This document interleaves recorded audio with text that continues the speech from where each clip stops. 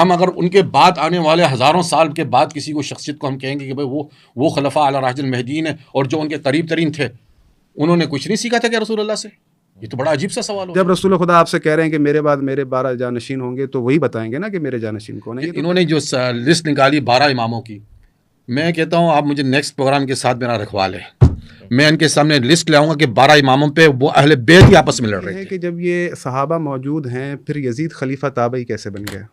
امام حسن حسین کو تو آپ چھوڑیں، بات یہ ہے کہ جب ہدایت کے ستارے موجود ہیں جن کی اتباع کی اللہ کے رسول نے اگر آپ سے کہی ہے، سفارش کی ہے کہ بھئی ان کی اتباع کرنا، تو یزید کے لیے ضروری تھا کہ وہ بھی جو ہے نا صحابہ کی اتباع کرتا ہے. کہ مفتی صاحب نے جو ہے نا اس بات کا انکار تیجانی صاحب نے انکار کیا ہے کہ حدیث پر پابندی نہیں تھی پہلے شخص ہیں، اور کبھی کسی عالم نے نہیں کیا. تو مجھے اس بات کا جواب درکار تھا تیجانی صاحب سے کہ میری بات کو رد کر کے مجھے میزان سمجھائیں گے کہ فضیلت کا میزان معیار کیا ہے. آج کے دور میں مجھے ہدایت چاہیے تو میں کن چیزوں کو پریورٹی بناؤں گا کہ یہ چیز مل جائے تو مجھے ہدایت. دیکھیں بات سیدھی سی ہے کہ امت تو کبھی بھی ضلالت پہ گمراہی پہ جمع نہیں ہوئی ہے.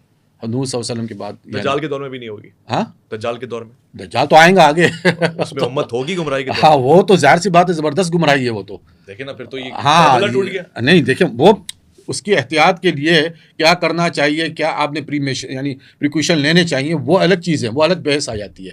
یہاں پہ تو بات یہ ہو رہی ہے کہ آج آپ کہہ رہے ہیں نا کہ آپ کا سوال یہ بنتا ہے کہ کون سا فرقہ حق پر ہے، آپ یہ پوچھنا چاہ رہے ہوں گے. نہیں وہ فارمولا جو آپ نے بتایا کہ امت کبھی بھی گمراہی پہ جمع نہیں ہوگی، یہ حضور اللہ کی حدیث ہے. دور میں بھی تو امت ہے، آپ اس وقت حضور کی حدیث ہے کہ میری امت جو ہے، اب دیکھیں نا اس سے بڑی کیا حدیث ہو سکتی ہے رسول اللہ کہ واللہ کہ میں اپنی اللہ کی ذات کی قسم کھا کے رسول فرما رہا ہے کہ مجھے اس بات کا ڈر نہیں ہے کہ تم شرک کر بیٹھو میرے بات. ایسا ہی ہے شرک کی جو ہے نا رسول اللہ یعنی سب سے بڑی گمراہی تو شرک ہے نا، ٹھیک ہے نا. تو اس بات کا ڈر نہیں تھا رسول اللہ صلی اللہ علیہ وسلم کو میرے بات جو ہے میری، لیکن یہ ہے کہ آپس میں ایک دوسرے کی گردن نہیں مارو دنیا کی خاطر.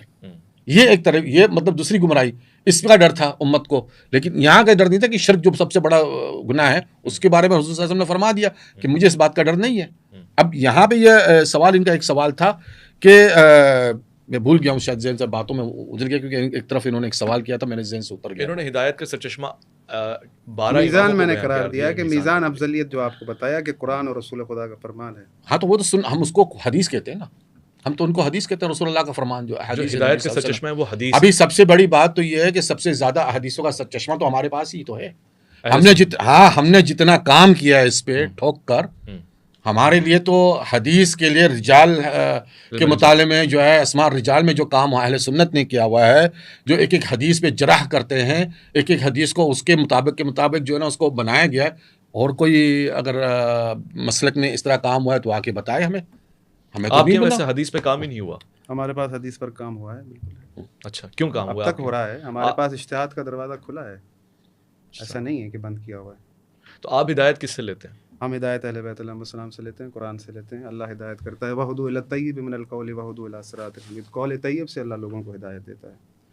بات یہ ہے کہ کچھ چیزیں ایسی ہیں کہ میں نے جو آپ کے سامنے اپنا جواب پیش کیا تھا، مجھے امید تھی کہ میرے جواب کو وہ رد کریں گے کسی عقلی دلیل سے. سوال سمجھے نہیں نا آپ؟ نہیں، میں نے یہ جو میں نے کہا کہ میزان ٹھہرایا فضیلت کا کہ کسے ہونا چاہیے، تو مجھے اس بات کا جواب درکار تھا تیجانی صاحب سے کہ میری بات کو رد کر کے مجھے میزان سمجھائیں گے کہ فضیلت کا میزان معیار کیا ہے. بہرحال میں نے جو آپ کو معیار بتایا ہے وہ عین قرآن بتایا ہے، رسول خدا کا فرمان بتایا ہے. رسول خدا صلی اللہ علیہ وآلہ وسلم مشہور و معروف حدیث ہے کہ حدیث طیر، امام نسائی نے لکھا ہے اسے، کہ رسول خدا کے پاس ایک پرندہ تھا. رسول خدا نے فرمایا، یعنی بھنا ہوا پکا ہوا، کہ یا اللہ اس شخص کو بھیج جو میرے بعد سب سے بڑھ کر تیرے پاس محبوب ہو، سب سے بڑھ کر افضل ہو. تو امیر المومنین تشریف لائے، رسول خدا نے ان کے ساتھ بیٹھ کر کھایا. تو خدا نخواستہ کہ اللہ سے اشتباہ ہو گیا کہ جو حقیقی اس معیار پر تھا اسے نہیں بھیجا، امیر المومنین کو بعد چوتھے نمبر پر والے کو بھیج دیا. تو بات یہ ہے کہ میں نے جیسے آپ کے سامنے وضاحت کی، یہ تو میں نے پہلی دفعہ آج دیکھا ہے کہ مفتی صاحب نے جو ہے نا اس بات کا انکار، تیجانی صاحب نے انکار کیا ہے کہ حدیث پر پابندی نہیں تھی پہلے شخص ہیں، کبھی کسی عالم نے نہیں کیا. اب یہاں پر جو ہے بات ہدایت کی ہے، ضروری ہے ان چیزوں کو واضح کرنا. دیکھیں جب امیر المومنین لڑنے جا رہے تھے خندق میں، یہ تو مشہور و معروف حدیث ہے کہ ضربت علی افضل من عبادت الثقلین، یعنی ثقلین کی ایک ضربت تو یہاں سے آپ اندازہ لگا لیں کہ یہ تمام فضائل موجود ہونے کے بعد بھی اگر ہمیں سمجھ میں نہ آئے کہ فضیلت کے معیار میں سب سے بڑھ کر کون ہے، اور میزان قرآن موجود ہو اور ہم اپنے نئے طریقے بنا لیں کسی کو افضل بنانے کے، تو اس میں جو ہے وہ ایک ٹیکنیکل سوال پوچھوں پھر اس کے بعد تجانی صاحب کی طرف. ایک بات تمہارے سمجھ میں آئی کہ تجانی صاحب نے بتائی کہ اللہ کے رسول سے ہدایت ملتی ہے، ان کو براہ راست اللہ ہدایت دیتا ہے. اگر میں کہوں کہ رسالت مآب پردہ فرما لیتے ہیں تو ہدایت کا منبع مرکز کیا ہوگا؟ دیکھیں رسول خدا صلی اللہ علیہ وآلہ وسلم نے، میں نے پہلے ہی آپ سے عرض کیا کہ ہدایت کا موضوع ہے تو امت کو ایسے نہیں چھوڑا، اپنے اہل بیت کے لیے کہا ہے، ہادی بنایا ہے. مفتی صاحب نے کہا کہ خلفائے راشدون، رسول خدا صلی اللہ علیہ وآلہ وسلم کا وعدہ فرمان موجود ہے بخاری میں، مسلم میں، تمام محدثین نے لکھا، رسول خدا نے فرمایا تھا کہ میرے بعد میرے 12 جانشین ہیں. میں مفتی عبدالباقی صاحب کے ساتھ بیٹھا، انہوں نے 5 کو گنتی کیا، یزید کو بھی گنتی کیا. پھر میں مفتی بندگی صاحب کے ساتھ بیٹھا، انہوں نے کہا میں اس حدیث کو نہیں مانتا. مفتی ہداروی صاحب کے ساتھ بیٹھا، انہوں نے 8 تک کو گنتی کیا کہ 8 جو ہیں ہمیں پتہ ہے، اس کے علاوہ 4 ہمیں پتہ نہیں. رسول خدا صلی اللہ علیہ وآلہ وسلم کا وعدہ فرمان ہے، من لم یعرف امام زمانہ مات میتۃ جاہلیہ، جو بھی اپنے وقت کے امام کی معرفت کے سوا دنیا سے چلا گیا وہ جاہلیت کی موت مر گیا. تو ہر شخص کو یہ ضروری ہے کہ وہ پہچانے کہ اس کے وقت کا امام کون ہے، اور ہم اب معاشر میں بھی اپنے امام کے پیچھے اٹھائے جائیں گے. یہ آپ کی اجازت ہو میں تجانی صاحب؟ نہیں مجھے پورا تو کرنے دینا، وہ چیزیں رہ جائیں گی، کیونکہ بات یہ ہے کہ جب خلفائے راشدون کی بات ہے، رسول خدا کہہ رہے ہیں کہ میرے بعد 12 میرے جانشین ہیں. تو آج ہمارے ملک میں بچے پڑھتے ہیں مسلمانوں کے 4 خلیفہ ہیں، باقی 8 خلیفہ ان کو نہیں پڑھائے جاتے. بات یہ ہے کہ خلفائے راشدون جو رسول خدا کے اوصیاء ہیں، بات ان کی ہو رہی ہے کہ وہ خلفاء بھی ہیں، راشدون بھی ہیں. خلفاء یعنی ارض پر خلیفہ، پوری زمین پر خلیفہ اللہ کا، اور اس کو کون بنائے گا یہ ذمہ داری بھی خود رسول خدا کی، اللہ کی ہے کہ وہ آپ کو خلیفہ دے کر جائیں. اپنے بعد کون ہے؟ جب رسول خدا آپ سے کہہ رہے ہیں کہ میرے بعد میرے 12 جانشین ہوں گے تو وہی بتائیں گے نا کہ میرے جانشین کون ہے. یہ تو پہلے ہم بحثیں کر چکے ہیں. بات یہ ہے کہ میں نے پوچھا یہی سوال کہ بھئی آج اس زمانے میں ہمارا امام کون ہے، اگر ہم اسے نہ پہچانے تو جاہلیت کی موت مر جائیں. تو ہداروی صاحب نے کہا کہ آج کوئی امام نہیں ہے. یعنی پھر وہ ہمیں مجبوراً یہ سوال کرنا پڑا کہ اب پھر تمام اہل سنت یعنی جاہلیت پر جا رہے ہیں. نعوذ باللہ. انہیں پہچاننا چاہیے. یہ تو ہم ایک علمی بحث کر رہے ہیں کہ پتہ ہونا چاہیے کہ ہمارے وقت کا امام کون ہے، اور یہ سلسلہ ابھی نہیں اس وقت بھی ہے. اب مفتی صاحب نے جو ہے وہ امت گمراہی پر جمع نہیں ہوگی، یہ جو حدیث سنائی ہے یہ نہ درایتاً ٹھیک ہے، نہ ہی اس کا مفہوم جو ہے آج تک صحیح سمجھ میں نہیں آیا. خداوند متعال کا یہ فرمانا ہے، یا ایھا الذین آمنوا من یرتد منکم عن دینہ فسوف یأتی اللہ بقوم یحبهم ویحبونہ اذلۃ علی المؤمنین اعزۃ علی الکافرین یجاہدون فی سبیل اللہ ولا یخافون لومۃ لائم. اگر تم دین سے پھر جاؤ تو اللہ ایک اور قوم کو لے کر آئے گا جو تم سے بڑھ کر ہوگی تقویٰ میں، پرہیزگاری میں، اور وہ کافروں پر شدید ہوں گے اور مسلمانوں یعنی مومنین کے ساتھ رحم دل ہوں گے. پھر خداوند متعال فرماتا ہے کہ وما محمد الا رسول، یہ محمد جو ہے ایک رسول ہیں، یعنی یہ اپنی ذات میں نہیں ہے، میرے رسول ہیں، اپنی طرف منسوب کر رہے ہیں کہ جو کچھ کہہ رہے ہیں میری طرف سے. افایمات او قتل انقلبتم علی اعقابکم، اگر یہ مر جائیں یا انہیں قتل کر دیا جائے تو کیا تم الٹے پیر پھر جاؤ گے؟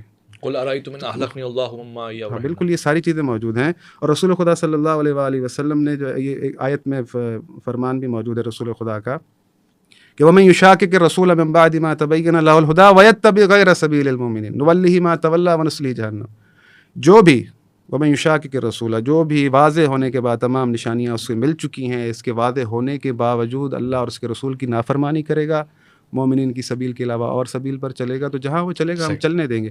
یہ احتمالات جو ہیں موجود ہیں. اللہ اصل میں کیا ہے کہ اللہ کے رسول اپنی جماعت کو یعنی قیامت تک ایک راہ دکھا رہے ہیں. اگر اس راہ پر چلو گے، اس سبیل پر چلو گے تو تم کبھی گمراہ نہیں ہوگے. آخری چیز میں جو ہے وہ واضح کر دوں، خداوند متعال کا یہ فرمان ہے کہ واللہ یدعو الی دار السلام ویہدی من یشاء الی صراط مستقیم، کہ اللہ تمہیں بلاتا ہے دار السلام کی طرف، وَيَهْدِي مَن يَشَاءُ إِلَىٰ صِرَاطٍ مُسْتَقِيمٍ، اور جس سے چاہتا ہے صراط مستقیم پر ہدایت کرتا ہے.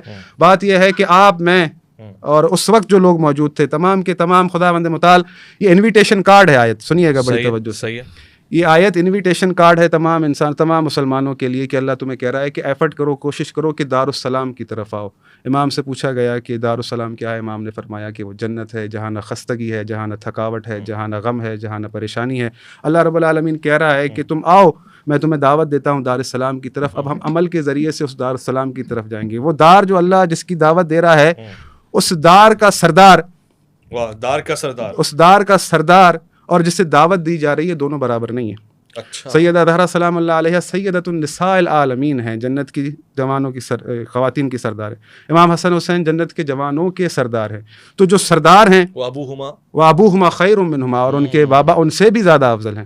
تو یہ جو دعوت دے کر بلائے جا رہے ہیں کہ عمل کے ذریعے سے آؤ، اور جو ان کو پہلے سے سرداری دی گئی ہے، یہ دونوں کسی صورت برابر نہیں ہو سکتے۔ جو اس دار تک پہنچنے کے لیے بھی اللہ کے رسول نے جو دنیا کے اندر بیعت دکھایا ہے، وہ بیعت ہے محمد و آل محمد کا، ان کے اوصیاء کا۔ اللہم صلی اللہ آپ کے پاس اینڈنگ بھی آپ سے ہی ہوگی، اب زیادہ دوبارہ نہیں، مجھے پتا ہوتا ہے کہ اسپیسیفک لمبی لسٹ تھی نا، تو تھوڑی بہت اور چیزیں بھی لے کے آیا تھا ساتھ، لیکن میں مختصر جواب دیتا ہوں۔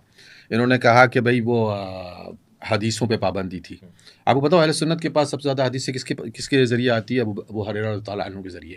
ابو ہریرہ تعالیٰ جو ہے نا، وہ آخری صحابہ میں سے ہے، مطلب جو آخری 3 سال حضور کی وفات سے پہلے جنہوں نے اسلام لایا، اور سب سے زیادہ حدیثیں وہ منقول کرتے ہیں۔ اور آپ کا انتقال جو ہے 60 ہجری سے بھی بہت پہلے ہوا تھا، یعنی زمانے صحابہ میں ہی ان کا انتقال ہوا تھا۔ سب سے زیادہ حدیثیں ہم ان سے منتقل کرتے ہیں، یا ام المومنین سے، ٹھیک ہے نا۔ اور سوال یہ پیدا، انہوں نے کہا کہ حضور صلی اللہ علیہ وسلم نے فرمایا ہے کہ پوچھو ان سے اہل علم سے، تو حضور صلی اللہ علیہ وسلم نے ام المومنین بی بی عائشہ صدیقہ کے بارے میں بھی کہا ہے کہ اس حمیرہ سے پوچھا کرو، ان کے بارے میں بھی اشارہ کیا ہوا ہے۔ اسی طریقے سے عبداللہ بن عباس کو حبر الامہ بھی کہا ہے۔ بالکل کہا ہے۔ ایسی بہت سی روایتیں ہیں جن مناقبات صحابہ کے متعلق ہیں۔ ہم صحابہ کے بیچ میں آپس میں جو ہے نا یہ گرد و پیش لڑنے کی باتیں ہم نہیں کرتے۔ ہم کہتے ہیں کہ نہیں، صحابہ ہمارے لیے ہماری آنکھوں کے سرتاج ہے، اور ان کے دھول جو ہے نا ہماری آنکھوں کا سرما ہے۔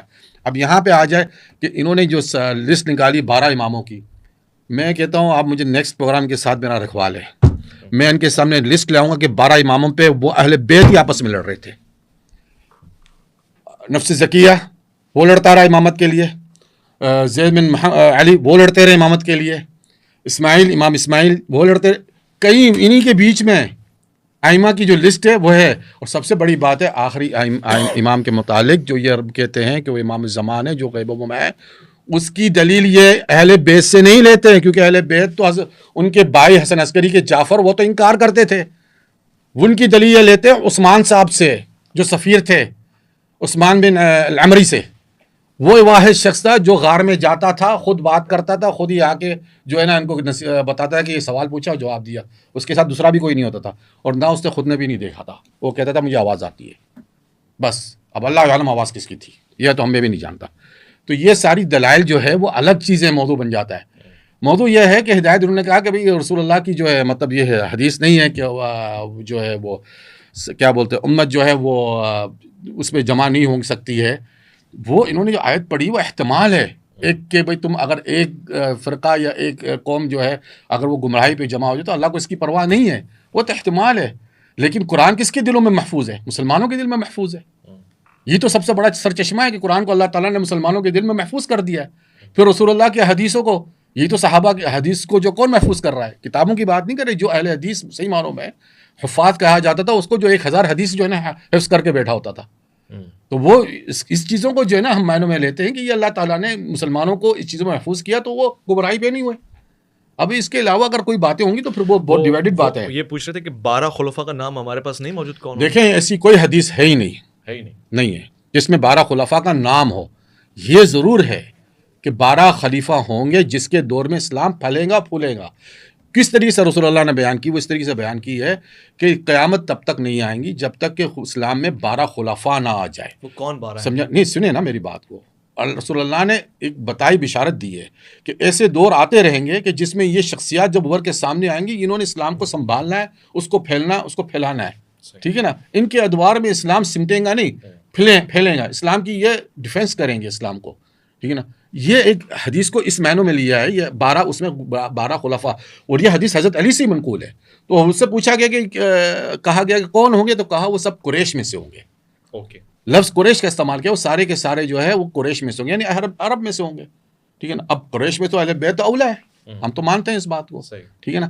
تو یہ خلفاء، لیکن کہتے ہیں کہ 12 خلفاء کے نام ہیں، تو اہل سنت کے پاس کوئی نام نہیں ہے۔ ہاں اہل سنت نے اس پہ استنباط کیا کہ 12 خلفاء اولا، جو خلفاء صحابہ کی ادوار ہیں وہ تمام خلفاء راشدین مہدیین ہیں، کیونکہ انہوں نے تو رسول اللہ سے سیکھا ہے، اور کس نے سیکھا ہے؟ ہم اگر ان کے بعد آنے والے ہزاروں سال کے بعد کسی کو شخصیت کو ہم کہیں گے کہ بھائی وہ خلفاء اعلی راشدین مہدیین ہیں اور جو ان کے قریب ترین تھے انہوں نے کچھ نہیں سیکھا تھا کہ رسول اللہ سے، یہ تو بڑا عجیب سا سوال ہو جاتا ہے۔ جن کو رسول اللہ نے تیار کیا، ٹرین کیا، سیاست سکھائی، دین سکھایا، سب کچھ سکھایا، ہم نے ان سے حاصل کر لیا. اب اولا ناس وہ جو قریب ترین ہے. اور ایک حدیث میں بھی ہے کہ میرے بعد، یہ حدیث ہے، میں نے اپنی کتاب میں بھی اس کا حوالہ دیا ہوا، یہ حدیث ہے کہ میرے بعد ابو بکر عمر کی اتباع کرنا. یہ حدیث ہے ہمارے پاس. صحیح. یہ تو 2 ہو گئے، 10 باقی. میں نے آپ کو پہلے بتا دیا نا کچھ حدیث ہے. اب حضرت علی کے متعلق حدیث ہے، اللہم جعلہ ہادیا مہدیا، یہ حدیث ہے ان کے متعلق. ٹھیک ہے نا. ہم جہاں تک ملتا ہے، حضرت عثمان کے غنی کے متعلق حدیث ہے کہ اگر تم سے زبردستی جو ہے نا کرتا اتارا جانے کہا جائے، منافقین لفظ مستعمل، منافقین چاہیں گے کہ تمہارے کرتے کو زبردست، تو تم مت اتارنا. اس کی یہی تعبیر کی گئی ہے کہ کرتے سے مراد خلافت. صحیح. تو یہ آگے آپ کے اپنے پاس امام حسن کے متعلق کہ ابن ہادہ سید، یہ تو میرا سید ہے بیٹا. ٹھیک ہے نا. یہ مسلمانوں کے 2 گروہ ہیں اور ایک ہی حدیث فکس آتی ہے مشاجرہ صحابہ پہ. ایک بات میں آپ کو یہاں ڈکلیئر کرانا چاہتا ہوں، میری بحث میں جو میں تحقیق کرتا رہا اس میں صرف اور صرف رسول اللہ صلی اللہ علیہ وسلم کی ایک ہی حدیث ہے جو مشاجرہ صحابہ پہ فٹ بیٹھتی ہے، وہ یہی حدیث ہے کہ ابن ہادہ سید لعل اللہ یصلح ما بین فئتین عظیمۃ. یہ ایک ہی حدیث ہے کہ رسول اللہ صلی اللہ علیہ وسلم نے فرمایا کہ یہ میرا بیٹا سید ہے، ان کے ہاتھوں اللہ تعالیٰ 2 بڑے مسلمان گروہوں کے بیچ میں صلح کرائے گا، اور وہ ہوا واقعہ. اس کے علاوہ کوئی نہیں حدیث بیٹھتی ہے شاجرہ صحابہ پہ. تو یہ ساری باتوں کو ہم نظر میں رکھیں گے تو ہمارے سامنے باتیں بالکل سامنے کلیئر ہو گیا. امام حسن تک تو انہوں نے کہا سارے نام ہیں. نہیں ایسا نہیں ہے، یہ تشریح کر رہے ہیں نا. بات یہ ہے کہ جب رسول خدا نے 12 بتائے ہیں، یہ رسول خدا کی ذمہ داری ہے کہ وہ نام بھی بتائیں. میں نے پہلے بھی عرض کیا تھا کہ رسول خدا سے پوچھا گیا یا رسول اللہ یہ کون ہے؟ یہ فرائض السمتین میں روایت موجود ہے. رسول خدا نے سب کے نام بتائے، ان کے والدین کے نام بھی بتائے. وہ اس کو اب اور نہیں کرتے تو وہ الگ بات ہے. میں ابھی میرے پاس موجود ہے. بے شک آپ مجھے بھیج دیجیے. آپ مجھے مسلسل جو ہے نا، نہیں بے شک آپ بھیجیے، میں اعتراف کر لوں گا. نہیں مجھے میں آپ کے سامنے قبول کروں گا. مسلسل جو ہے نا تیجانی صاحب نے ضعیف روایات سنائی آج ہمیں. بات یہ ہے کہ میں آپ کو ایک چیز بتاؤں، بات یہ ہے کہ بات امت کی ہو رہی ہے، ہدایت کی ہو رہی ہے. تو تمام امت جو ہے یزید پر متفق تھی، امام حسین جو ہے اس کے خلاف تھی. اب یہ امت کیا یعنی کیا مقصد؟ وہ ایک جگہ پر جمع ہے تو کیا امام حسین اشتباہ پر تھے؟ استغفر اللہ. میں جواب دے سکتا ہوں. ایک منٹ. بات یہ ہے کہ یہ جس طریقے سے مثال کے طور پہ نہیں بات مجھے پتہ ہے نا کیا جواب دیں گے. مجھے پتہ ہے کیا جواب. آپ میرے بھائی ہیں وہی بتا دیں. اصل میں کیا ہے کہ جو چیزیں میں نے اٹھائی ہیں، جو میں نے آج استدلال کیا ہے، مجھے امید تھی کہ مجھے میری باتوں کا جواب ملے گا. یہ تیجانی صاحب باتوں کو کہیں اور لے گئے. بات یہ ہے کہ انہوں نے کہا کہ جو شروع میں معیار کا قرار دیا، تو یہ اپنے عقیدے میں خود بھی جو ہے نا وہ میں چاہتا ہوں کہ منصف بنے. اچھا. انہوں نے فرمایا کہ صحابہ ہدایت کے ستارے ہیں. ٹھیک ہے، ان کے مقام مرتبے کا مقام کسی کا نہیں. تو بات یہ ہے کہ جب یہ صحابہ موجود ہیں، پھر یزید خلیفہ تابعی کیسے بن گیا؟ امام حسن حسین کو تو آپ چھوڑیں. بات یہ ہے کہ جب ہدایت کے ستارے موجود ہیں جن کی اتباع کی اللہ کے رسول نے اگر آپ سے کہی ہے، سفارش کی ہے کہ بھائی ان کی اتباع کرنا، تو یزید کے لیے ضروری تھا کہ وہ بھی جو ہے نا صحابہ کی اتباع کرتا، یا ایسا ماحول کریٹ کیا جاتا کہ کوئی صحابی ہی آتا. تو صحابہ کی موجودگی میں یزید خلیفہ بن چکا، تو اس کا نتیجہ آپ دیکھ لیں کیا نکلا. بات یہ ہے کہ اگر آپ اسی معیار پر، صحابی کے معیار پر امام حسین کو لیتے ہیں، تو ہم فقط اس بات پر روتے رہیں کہ امام حسین کی موجودگی میں یزید خلیفہ بن گیا، تو ہمارا جو ہے نا یہ کربلا کے مصائب اور مطلب جگہ، لیکن فقط اس بات پر روتے رہیں کہ امام حسین کی موجودگی میں یزید خلیفہ بن گیا، تو بات سمجھ میں نہیں آتی. برہی بات امام حسن مجتبیٰ علیہ الصلوۃ والسلام کی، تو خداوند متعال کا فرمان ہے وَأَوْفُوا بِالْعَهْدِ إِنَّ الْعَهْدَ كَانَ مَسْئُولًا. اپنے عہدوں کو وفا کرو تو خدا تم سے تمام عہدوں کے بارے میں سوال کرے گا. امام حسن مجتبیٰ علیہ الصلوۃ والسلام نے حکومت دے دی. خلافت اللہ کی طرف سے، اللہ خلیفہ بناتا ہے. لوگوں کی ذمہ داری ہے کہ اللہ کے خلیفہ جو اللہ کی طرف سے ہادی ہے اس کی اتباع کریں، جس کے پیچھے وہ اٹھائے جائیں گے. رہی بات حکومت کی، ہمارے پاس یہ کانسیپٹ ہے، پہلے واضح ہو چکا ہے کہ ظاہری طور پر حکومت کا نہ ہونا اس سے خلافت کا تعلق نہیں ہے. خلیفہ خدا زمین پر اللہ کی طرف سے ہوتا ہے، نہ پھر خلیفہ ہے وہ اللہ کی طرف سے. میں شکریہ کہنا چاہتا ہوں، پروگرام میں وقت نہیں بچا. اگر تیجانی صاحب 2 منٹ میں جواب دینا. ہاں بالکل، جواب سیدھی سی ہے یزید کا متعلق یہ بات. نہیں میں اگر 1 منٹ آپ مجھے دے دو. نہیں 1 منٹ، میں نے ابھی وہ جو ٹائم ملا. بات یہ ہے کہ نہیں بات یہ ہے کہ میں نے وہ جو ساری چیزیں بتا دی کہ بھائی ہدایت کے ستاروں کی موجودگی میں نے جو میزان قرار دیا تھا، میں اس پہ چاہ رہا ہوں کہ دوبارہ توجہ دلاؤں کہ میں نے جو میزان قرار دیا علم کا ہونا، تو خداوند متعال نے فرما دیا ہے کہ وَيَقُولُ الَّذِينَ كَفَرُوا لَسْتَ مُرْسَلًا قُلْ كَفَىٰ بِاللَّهِ شَهِيدًا بَيْنِي وَبَيْنَكُمْ وَمَنْ عِندَهُ عِلْمُ الْكِتَابِ. تو جو وارث قرآن ہے اس کی ذمہ داری ہے، وہ جو اس کا ہم پلہ ہے اللہ کے رسول نے ٹھہرایا ہے، اللہ کے رسول اگر آپ سے کہہ رہے ہیں کہ میں تمہیں قرآن و اہل بیت چھوڑے جا رہا ہوں تو خلیفہ بھی اللہ کی طرف سے اہل بیت میں ہی ہوگا, باہر سے نہیں ہوگا. اور جو علم کا معیار ہے, بعض اوقات یہ کہتے ہیں کہ عبداللہ بن سلام جو ہے اس کے لیے آیت اتری ہے اللہ مخاطب ہے کافروں سے نہ کہ یہودیوں سے. انہوں نے ایک آبجیکشن بھی رکھا, آپ نے اس کو کاؤنٹر کون سا؟ خود اہل بیت کے درمیان بھی. اچھا ہاں دوسری بات, اچھا ٹھیک ہے, بات یہ ہے کہ اگر اللہ خدا نے متعلقہ فرمانا ہے وَإِذَا جَاءَتْهُمْ آیَةٌ قَالُوا لَن نُؤْمِنَ حَتَّىٰ نُؤْتَىٰ مِثْلَ مَا أُوتِیَ رُسُلُ اللَّهِ, جب ان کے پاس اللہ کی طرف سے آیتیں آتی ہیں تو کہتے ہیں کہ ایسی رسالت ہمارے پاس کیوں نہیں آئی. یہاں تو رسالت پر اختلاف ہو رہا ہے کہ ہم رسول کیوں نہیں بنے. تو خدا متعال نے فرمایا اللہ اعلم حیث یجعل رسالتہ, اللہ کو پتہ ہے کہ رسالت کو کہاں رکھنا ہے. امام جعفر صادق علیہ الصلوۃ والسلام سے سوال ہوا کہ ساری امامت جو چلی ہے وہ امام حسین میں سے چلی ہے, امام حسن میں سے کوئی خلیفہ نہیں ہوا. تو انہوں نے سوال کیا کہ حضرت موسیٰ اولو العزم پیغمبر تھے, مقام و مرتبے میں حضرت ہارون سے زیادہ تھے, ساری جو ہے نبوت چلی حضرت ہارون میں سے, حضرت موسیٰ میں سے کوئی نبی نہیں ہوا, حضرت یوسف میں سے کوئی نبی نہیں ہوا, دوسرے بھائی میں سے ہوا, ایسا کیوں ہوا؟ تو اس نے کہا کہ یہ تو اللہ کی مرضی. تو امام نے بھی کہا یہ بھی اللہ کی مرضی, لا تسألوا عما یفعلوا وهم یسألون. اگر جو اللہ کی طرف سے خلیفہ خدا بنایا گیا ہے اسی کا بھائی اگر اس کا ادعا کرتا ہے تو میزان تو آپ کے پاس وہی رہے گا نا, اللہ کے رسول نص جو ہے آپ اس کے پیچھے چلیں گے. تیجانی صاحب کے آخری 2 منٹ جو چاہیں کریں, آپ کے اوپر کھلی بال ہے. نہیں, یہ انہوں نے بحث کو کسی اور جگہ سمیٹ لیا ہے, اور بھائی کی بار کہہ رہے ہیں کہ میں نے ضعیف حدیث بتا نہیں کون سی ضعیف ان کو لگی حدیث. ایک بھی آج میں نے مستند حدیث نہیں سنی. تیجانی صاحب سے آج مجھے بڑی امیدیں تھی. امید انشاءاللہ آپ نیکسٹ نشست رکھیں, انشاءاللہ آپ کے ساتھ ساری امیدیں آپ کی برلاؤں گا. ایک پہلی بات تو یہ ہے یزید کے متعلق بھی ایک بات بتا دوں, یہ دیکھیں بڑا کنفیوژن ہوتا ہے.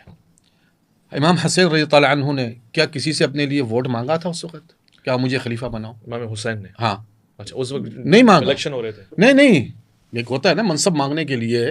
تمام بنو ہاشم تو وہیں بیٹھے ہوئے تھے مدینہ اور مکہ کے اندر, کوئی تو کوفہ میں نہیں تھا, یہی جا رہے تھے کوفہ کے اندر. ٹھیک ہے نا, کیوں جا رہے تھے؟ اس لیے جا رہے تھے کہ امام حسین کے بارے میں میرا جو کہنا ہے کہ وہ ایک روحانی شخصیت تھی, وہ سیاسی شخصیت نہیں تھی.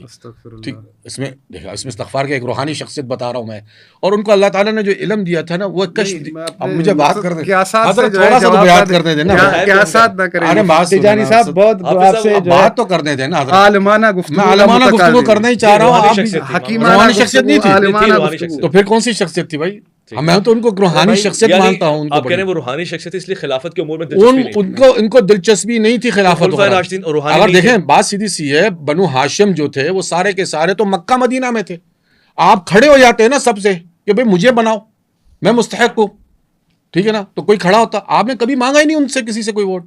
اب رہے گی بات دوسری تعلق ہے صحابہ کے, تو صحابہ تو جو رسول کی حدیث ان کی تک پہنچی وہاں تک وہ بات ہوئی. رسول نے کہا کہ جو خلیفہ ہوں گا اس کی پہلی بیعت کرو. انہوں نے بیعت کرنا شروع کیا. ان کو سیاست سے یعنی دلچسپی اس پہ زیادہ نہیں تھی کہ کون ہے. بات سیدھی سی ہے کہ امام حسین نے ان کی بیعت کیوں نہیں کی, اس لیے بیعت نہیں کی کہ امام حسین کو اللہ تعالیٰ نے ایک علم اتنا ایسا عطا کیا تھا کہ وہ اس کی جبلت کو دیکھ چکے تھے یزید کی, باقیوں کے پاس وہ چیز نہیں تھا. یہ میں ایک منطقی بات کر رہا ہوں, دلیل منطقی سے. شخص جو جبلت بھی دیکھتا ہو وہ زیادہ حقدار نہیں ہے. میں نے کب کہا کہ بھائی انہوں نے مانا ہی تو نہیں نا اپنے لیے, ووٹ نہیں مانگا. آپ جب خلافت مانگتے ہی نہیں, ابھی آپ وہ چھوٹی چھوٹی روایتیں لے کے آئے گے. بھائی دیکھیے وہی تو بات ہے کہ امام حسین جو ہے ان کی شخصیت کو سمجھنا پڑھنا بہت ضروری ہے. اعلیٰ درجے کی روحانی شخصیت تھی. انہوں نے مسلمانوں کے بھی بیان کر رہے ہیں, بات کرنے کا موقع ہی نہیں دے رہے. ووٹ مانگتے دیکھیں نا, ایک ہوتی ہے نا, اب یہ بار بار کی وصیت کس نے کی تھی, کون وصیت کی, دیکھیں ساری باتیں ابھی وہ لے کے آ رہے ہیں. اچھا ٹھیک ہے نا, اب جس کے مجھے موقع دیجیے گا مفتی صاحب جواب دینے کا.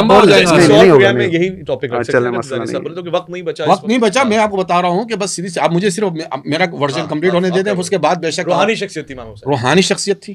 ٹھیک ہے نا, اور ان کو اللہ تعالیٰ نے یہ کشف دے دیا تھا کہ یزید کی جبلت میں جو ہے نا کفر ہے, ظلم ہے, اس لیے ان کی بیعت نہیں کی. وہ کوفہ اس لیے جانا چاہتے تھے کہ صرف اس لیے کہ یزید جہاں یہ خط و کتابت ان کے نام یہاں آ رہے وہیں خط و کتابت یزید کو بھی جا رہے ہوں گے کہ دیکھو یہاں ہو رہا ہے غدر. ٹھیک ہے نا, اور وہ وہاں جا کے صرف اس لیے بیٹھنا چاہتے تھے کہ اہل بیت کو دے کہ یزید شاید اہل کوفہ پہ ظلم نہیں کرے. آپ کہہ رہے ہیں کہ ایک الیکشن کیمپین کو نہیں, الیکشن کو چھوڑ دینا. حضور امام حسین نے اپنے لیے کوئی منصب نہیں طلب کیا, ان کو حال پہ چھوڑ دیا. ٹھیک ہے نا, کوئی ملک کو سیاست سے زیادہ ان کی دیکھا جائے تو کوئی دخل نہیں ہوتا. وہ ایک روحانی شخصیت تھی, اس کو اس سے روحانی شخصیت کے بارے میں استغفار کرنا, ہم تو ان کو اعلیٰ درجے کی شخصیت پہ بٹھا رہے ہیں. سیاست تو پھر بھی تھوڑے درجے میں کم آ جاتا ہے. ان کے والد نے انہیں امت کے لیے جو ہے نا مقدم جانا اور یزید کو چنا. تو جو جبلت دیکھ سکتا ہو خدا نے اسے اتنا معیار دیا ہو تو وہ زیادہ حقدار نہیں تھا کہ اسے مقدم وہی بات آ جاتی ہے کہ انہوں نے طلب ہی تو نہیں کیا نا. آپ کہہ رہے ہیں اور میں ثابت کروں گا طلب کرنا. کہہ رہے ہیں کہ سیدنا امام حسین روحانی شخصیت تھی, انہوں نے یزید کی جبلت دیکھ لی تھی جی, تو اس روحانی شخصیت کو ہی یزید سے قبل لوگوں کو چاہیے تھا کہ خلیفہ بنائے. ارے تو وہ سارے لوگوں کو تو نہیں مانتا. والد نے یزید کو مقدم جانا امت کے لیے.